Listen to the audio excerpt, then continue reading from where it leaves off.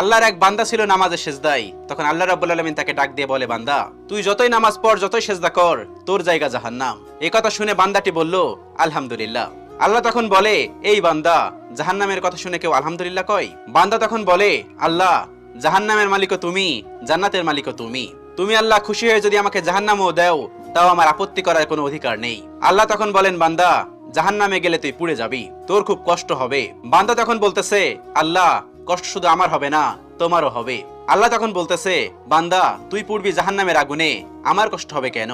বান্দা তখন বলে, আল্লাহ, কোনো মায়ের কোল থেকে যদি কোনো বাচ্চা পানিতে পড়ে যায়, তাহলে কোনো মাই দূরে দাঁড়িয়ে থাকতে পারে না, দৌড়ে গিয়ে বাচ্চাকে কোলে নেয়।